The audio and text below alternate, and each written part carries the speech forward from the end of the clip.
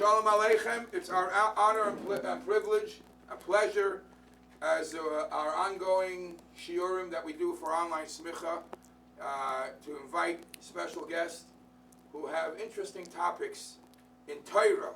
I know this might sound like something secular. Coins, geld. Geld sounds like a very secular topic, but you could do a lot of good things with geld. Sulam mutzav artsa v'reisha magia hashamayma. Svarim, it says that's money. Sulam gematria mamain, because money could either spend on shtusim, on shtuyot, or you could invest and support Torah institutions, etc. And you could help the poor, help to feed the poor, etc., etc. It's all at seichel. So money could asay laman shemecha, asay laman tarasecha, etc. You could do very good things with money. And Mr. Levine here is an expert in his field, and I know he spends a lot of time in the day to investigate not only the physical part of the coins, but he enjoys connecting the physical to the spiritual part. So I asked Mr. Levine to share with us, and whatever he's going to be saying today will be held in court against him. So we count your words, because we have the paparazzi here. We have Jonathan Dyrud and Dave Wald, and online here. People will be hearing you, and hopefully we'll hear words of wisdom. We'll hear words of Torah, comparing the secular world, and hopefully the words of the secular world, chas v'shalom, don't contradict the words of Torah, and maybe the words of Torah will bring light to the physical world, and shining light. And with no further delay, Mr. David Levine. And maybe please give us a little of your background, where you're from, and what your field of expertise is. Okay, I guess I'm going to have to pat myself on the back. Shmuley, and you tell us if you could hear him. I was born in Connecticut, moved to Israel when I was 29. David, you can hear him? Which was 40 years ago. And I've been living in Israel in the hills of the Shomron, in Kidumim, which is about 5 miles away from Shechem. For 40 years, I made jewelry with ancient coins. The thing Are you giving us each a sample to keep? Of course. We're all married, you know? What I did differently in making this jewelry was that I researched every coin, so that the person, when they were wearing the jewelry, and someone would say, "What's that?" and instead of saying, "Yeah, I don't know, it's an old coin," they would be able to tell exactly what the coin is and tell the story. And someone who wants to wear an ancient coin as a piece of jewelry also wants to be able to tell about it. So Baruch Hashem, with Hashem's help, I was very successful. And at the same time, I was learning about ancient coins for 40 years. And for the past 5 years, I have been working only as a consultant on ancient coins for, I guess it's the largest coin company in the world. In Israel? In America. You wouldn't know the name of it. It's called Asset Marketing. This is not an advertisement. But I'm not going to be talking a lot about secular coins. I deal mostly with ancient Greek and Roman coins and their history. But there's a lot of important history in coins, and coins are very much a part of stories not only in Torah, Tanakh, but also in Gemara. And what I'm going to talk about is the importance of understanding the coins in order to understand the Gemara. Because if you don't understand the coins, you can't possibly understand what the Gemara is teaching. And we'll talk about a few examples. So I'll give you a little bit of background first. First of all, I'm not talking halacha. I'm not trying to say that any posek was wrong or misdoubt, etc. What is posek says about what we should do in a turn, like in machatzita shekel, is something that developed over time. Pidyon Ben is developed over time. I'm talking history. And we can use that history to understand what the Gemara was teaching and what a Posek was teaching over the years, the Gaonim, the Rishonim, the Achronim. Let's start with the background. Coins were first discovered, invented, around 50 years before. What does that mean? Discovered and invented? Discovered is actually the wrong word. You're correct. They were invented. Weren't coins before bills? Bills were later. Coins, there were no coins before, 50 years before Sof Bayit Rishon. We're talking about 630 BCE. 2,630 years ago was the very first coin. Before that, people were doing business by bartering, right? In some parts of the world, they were bartering. And in some parts of the world, mainly in Eretz Yisrael in the area, they were paying with metal. Or real estate. Yes, but yes, that could. But then that's a bartering, and we're talking about the times that we're talking about buying and selling and paying and giving machatzit shekel to Beit HaMikdash. We're talking about using actually metal, and we're not talking about using coins. And in spite of the fact that some of the midrashim or some of the perushim will talk about coins from before that time, remember the Gemara and the perushim, they're not trying to teach history. The Gemara is trying to teach halacha. And so whether a discussion in the Gemara is not necessarily supposed to be historical, it's supposed to teach us how we do something. So anything before 630 BCE is not a coin. So wait a second. Avraham paid for Marat HaMachpelah. What did he pay? 400 shekels. Kesef over l'socher. So how could it be if it's very clear? He paid 400 shekels. But that's not what it says in the Torah. Let's read what it says from the Torah. If you have your papers on page 3, and if you have over there, Bereshit. Adoni Shimani, Eretz 400 shekel kesef, beini ubencha mahu. Mahi. V'yishma Avraham el Afron, v'yishkol Avraham le'Afron et hakesef. Did he count the money out, 400 shekels? Because it doesn't say he counted it out here. It says he weighed it out. Vayishkol. The word yishkol comes from the root of the word shekel, mishkal, a weight. And he weighed out 400 shekel kesef. A shekel is a weight. And all of the mentions in the Torah of the shekel is not a coin, it's a weight. In this case, a weight of silver. Let's see what the Torah says about that. If we look at Kitisa, we see that Yitnu kol ha'over al apkudim machatzit hashekel b'shekel hakodesh esrim gera hashekel. Right? It says machatzit hashekel. What is a shekel? It's esrim gera. What is a gera? Gera is a very small weight. Right? And there's 20 of them. Gera is a weight? Is a weight. Right? Later on, they made a coin of that weight, but a gera is a weight, and there are esrim of gera in shekel hakodesh. Right?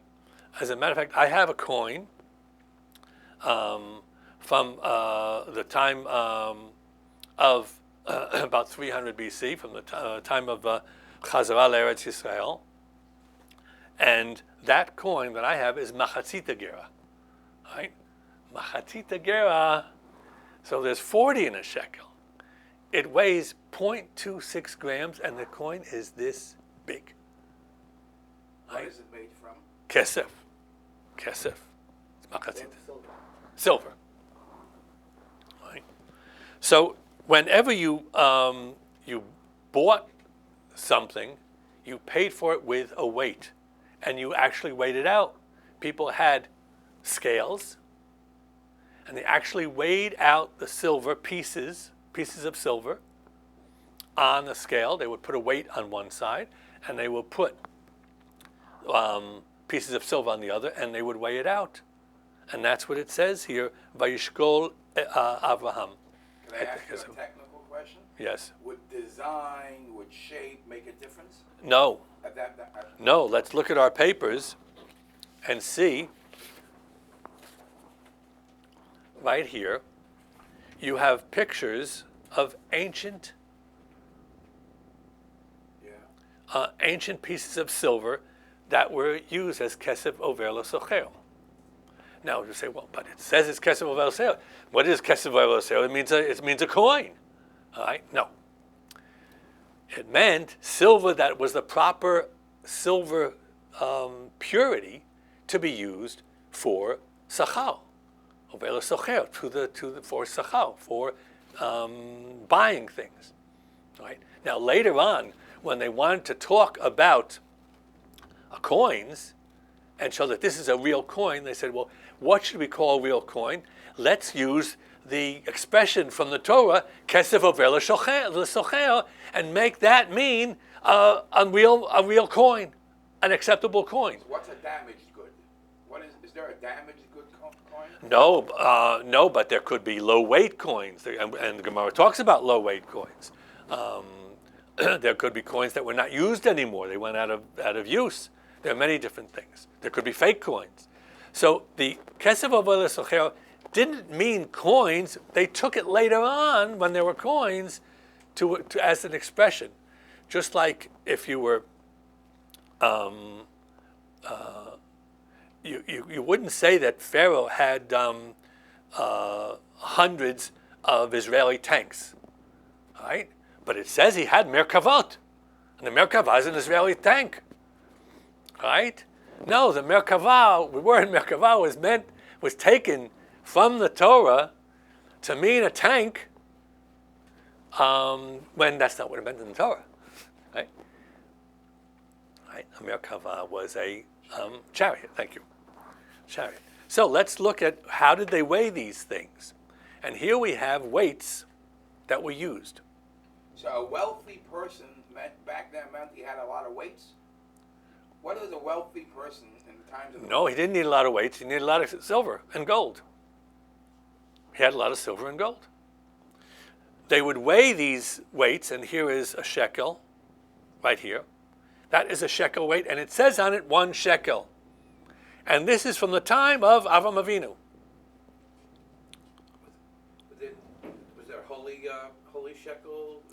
Okay, there was the shekel hakodesh, and the Torah talks about shekel hakodesh. Kesef not Suri. Yeah, but it says in Bereshit shekel hakodesh, right? Shekel hakodesh was the official weight, that esrim gera.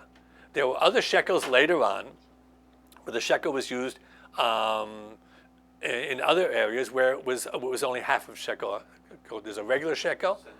There was a regular shekel, that was shekel HaKodesh. There was a regular shekel and there was shekel HaKodesh. They used words. The problem, one of the things we're going to talk about is the change of words from over time, where the words changed and meant different things.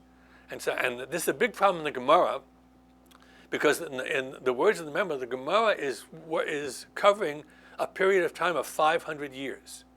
Now, 500 years is a long time, and words change over 500 years. And if you don't look at the Gemara when it was, when that particular Tanai or Amai was talking, then you don't understand what he was saying, because you don't know which coin he was talking about.